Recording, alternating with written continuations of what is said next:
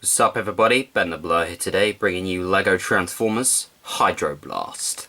So here we have Hydroblast in his Cybertronian water truck mode. Now you're probably asking, why is he called water truck and not fire truck? And it's a very simple explanation. I like the idea of having this guy, the third Autobot that I've made, basically be a water truck to combat an equal Pyro Wing who is a fire jet. He was a jet who had the power of fire. This guy's a truck who has the ability of water. You know, a bit of balance. And so I wanted to originally make him a fire engine, but I didn't want this guy to be very tall or big or massively bulky. I like the idea that this guy, even though he's pretty much like the soldier of the Autobots, he's a little bit more intelligent, he's a little bit more calmer. So I took the idea that I've had for most of the LEGO Transformers I've already made, where I've taken two characters and merged them and pretty much come up with the idea of their personality. So I basically took Ironhide and merged him with Ratchet. You could also consider, oh, what about Inferno? You could have merged Ironhide with Inferno, or Inferno with Ratchet. But I like the idea that even though he's a big soldier with a massive, like, water truck cannon on the top, where he's able to spray water against, like, to put out fires and everything, I like the idea that he's a lot calmer, he's a little bit more logical than that. I think he turned out pretty well. He does have quite a big lot of kibbly mess towards the back, but when you look at him from certain angles, and when I describe the type of character we're playing against, it does sort of make, you know, a bit more sense. He has these water fin like trails behind him, so he can get like a burst of, like, you know, speed by projecting water behind him. He has like these tail fin wings here for him to like charge into battle or charge into an emergency and then spray water from his giant cannon.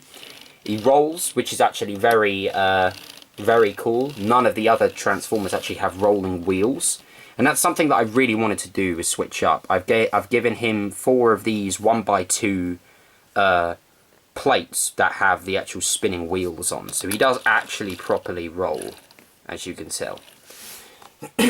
I do like how he has a obviously he has the 2 front lights, and he has these headlights, and then he has like a rear grille and bumper plate, and yeah, obviously his turret at the top can rotate around, and you can obviously just take that off because it's on the jumper plate and you can see a bit more of the inside, well, the top of his vehicle.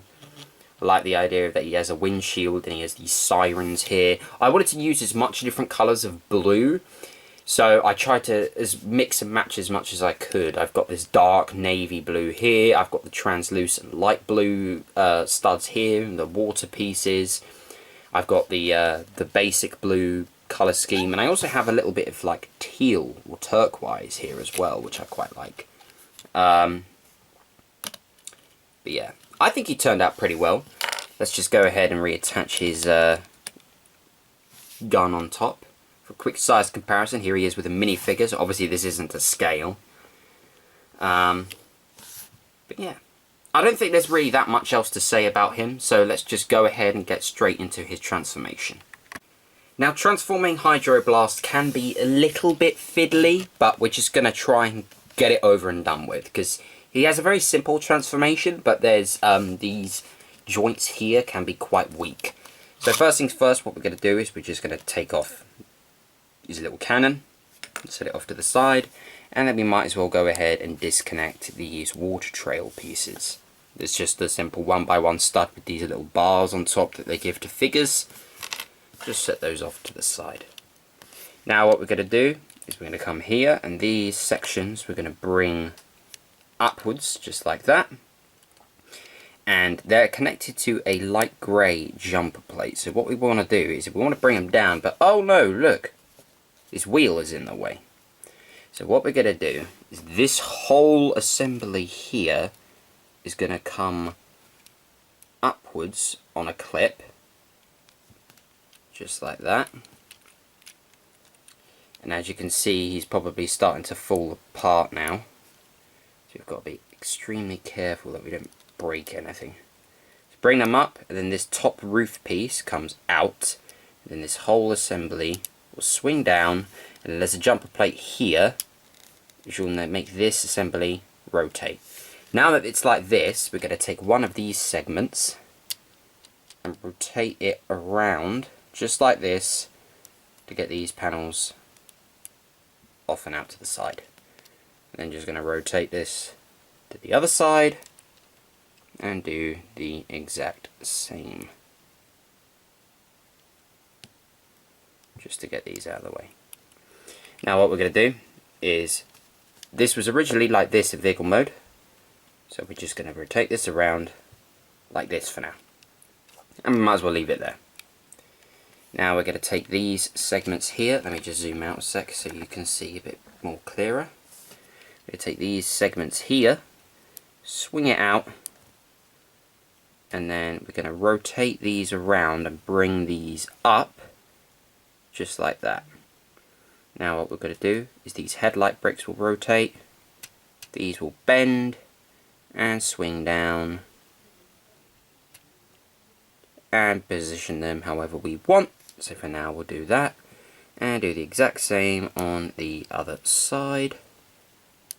So swing this out, swing it down and pull it back up, and then now this headlight brick will come upwards, bend the elbows and rotate his arms into position.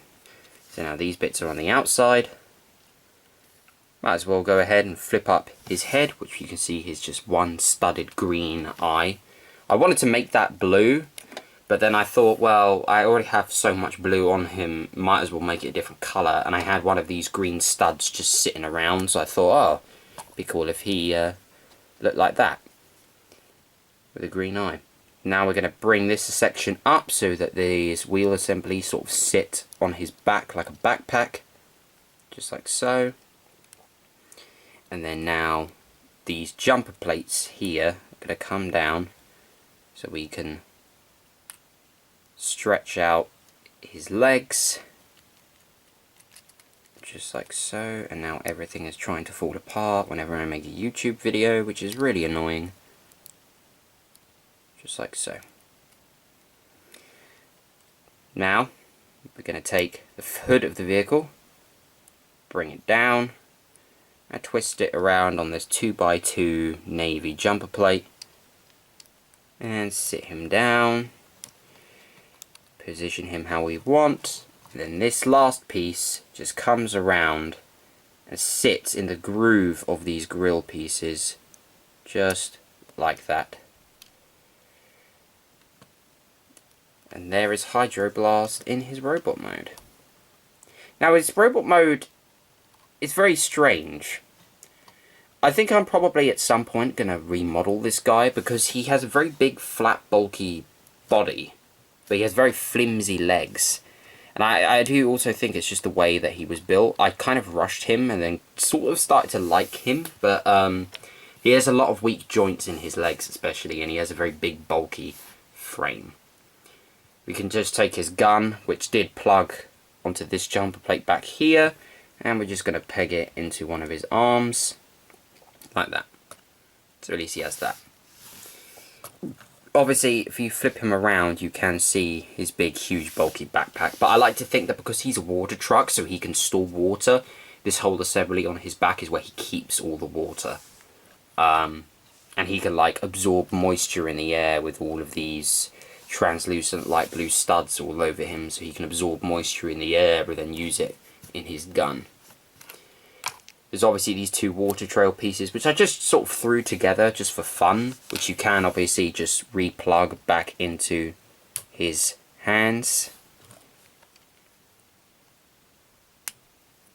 Like that, so he has like almost like water blades.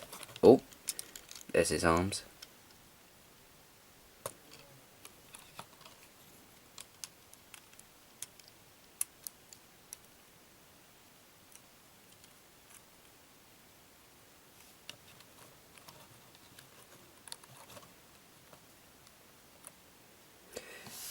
So there's his water blades, as he calls them, so he can create like water energy weapons, which is cool.